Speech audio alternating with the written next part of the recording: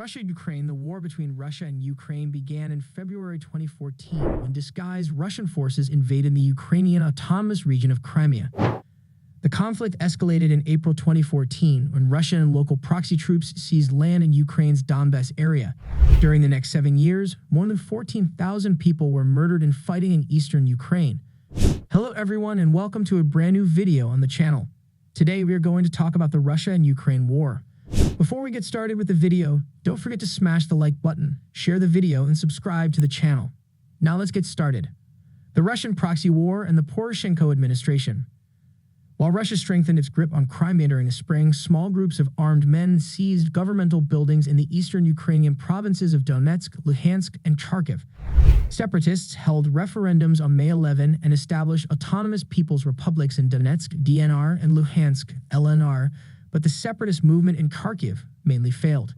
Skirmishes between Russian-backed militias and government forces erupted in the Donetsk Basin, Donbas, killing dozens of pro-Russian rebels in a battle for Donetsk's international airport.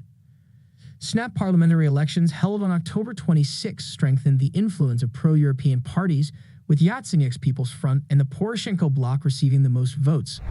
On November 2, the DNR and LNR held elections for people's councils, with separatist leaders Alexander Zakharchenko and Igor Plotnitsky claiming victory. Minsk-Iju and the election of Volodymyr Zelensky. Ukraine's President Volodymyr Zelensky was elected in 2019. In his successful television show Servant of the People, the actor and comedian played an everyday man who took an unusual path to the president. Life imitated art as Zelensky's anti-corruption stance garnered significant popularity, and he easily defeated Poroshenko. Zelensky promised to end the fighting in the Donbas, but his efforts were hindered when he became embroiled in a political scandal in the United States. The U.S. Congress had authorized over $400 million in military aid for Ukraine, but U.S. President Donald Trump has delayed the transfer of that security assistance. In a phone chat with Zelensky on July 25, 2019, Trump suggested that the aid would be released only if Zelensky would do us a favor by approving a set of baseless charges about Trump's political opponents. Zelensky never produced the quid pro quo that Trump had asked, and the money were eventually released in September 2019. Trump's attempt to put pressure on a foreign government for personal political gain prompted the U.S. House of Representatives to begin impeachment proceedings against him in December 2019. The Russian invasion of Ukraine. From October to November 2021, Russia initiated a huge buildup of troops and military assets along its border with Ukraine. Over the next few months, more troops were sent to Belarus, ostensibly for joint drills with Belarusians, the Russian-backed separatist enclave of Transnistria in Moldova and Russian-occupied Crimea. By February 2022, Western defense specialists assessed that up to 190,000 Russian forces were encircling Ukraine and warned that a Russian invasion was inevitable. Putin denied the charges, claiming that the concurrent Russian naval buildup in the Black Sea was a previously scheduled drill. While Western leaders engaged with both Zelensky and Putin in an attempt to avert a Russian invasion that appeared probable, Putin issued demands that included de facto veto authority over NATO enlargement and the confinement of NATO forces to nations that were members before to 1997. This would effectively remove NATO's security umbrella from Eastern and Southern Europe, as well as the Baltic states. These recommendations were flatly rejected.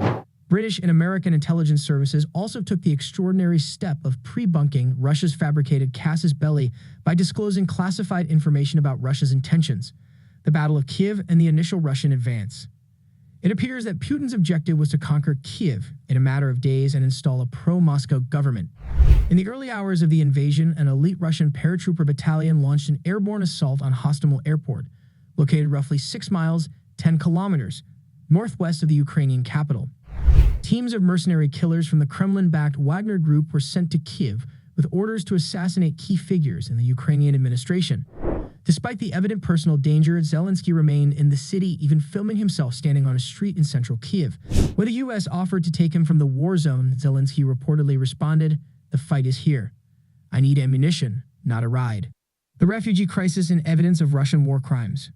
As Russia launched indiscriminate rocket and artillery attacks on civilian populations, millions of Ukrainians left the nation. On March 16, a Russian airstrike destroyed the Donetsk Academic Regional Drama Theater, killing up to 600 people in Mariupol, which was under siege. The facility was well known to be utilized as the city's primary bomb shelter, and the theater's set designer had painted the phrase "Children" on the sidewalk outside in enormous Cyrillic letters visible even from satellite images. By late March, about 4 million Ukrainians have fled the war, becoming Europe's worst refugee crisis since World War II. The vast majority would seek refuge in Poland, Germany, and the Czech Republic. International support for Ukraine. On paper, the Russian military appeared to have a significant edge in terms of people and equipment, but the West rapidly responded by providing Ukraine with billions of dollars in military aid. Zelensky, who frequently wore an olive drab t-shirt, used video calls to warn governments and multilateral organizations around the world that a new Iron Curtain was on its way to Europe. Ukraine's military performance was not entirely dependent on international help. Many of soldiers protecting Ukraine gained important battle experience while serving in the Donbass, where war against Russian proxies has been ongoing since 2014. Furthermore, in the years following Russia's illegal annexation of Crimea, Ukraine's military underwent major reforms and defense budget surged dramatically. When Zelensky took office, he ordered an overhaul of Ukroboronprom, the scandal-plagued state-owned company that controlled Ukraine's defense industry.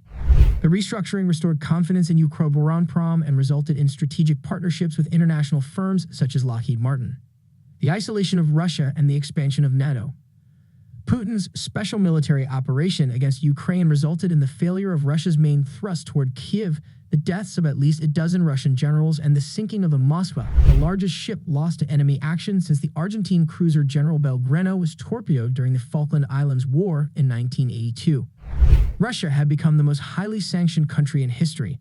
It was cut off from the international banking system, and the EU, US, UK, and Canada had all barred their airspace to Russian commerce.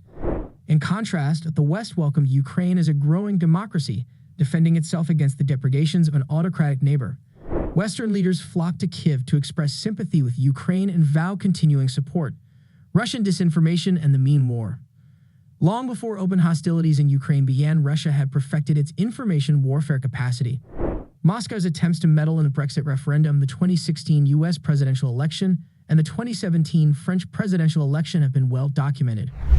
The Russian disinformation effort against Ukraine on the surface was ridiculous, and it received little attention outside of Russian official media.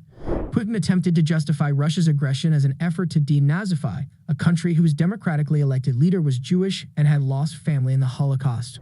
Russian Foreign Minister Sergei Lavrov ignited a diplomatic spat with Israel when he attempted to back up Putin's claim. After reiterating the debunked allegation that Hitler also had Jewish blood, Lavrov stated, "Wise Jewish people say that the most ardent anti-Semites are usually Jews." And that's a wrap on our video about the Russia and Ukraine war. If you enjoyed it, don't forget to give us a thumbs up, share it with friends, and subscribe for more content like this.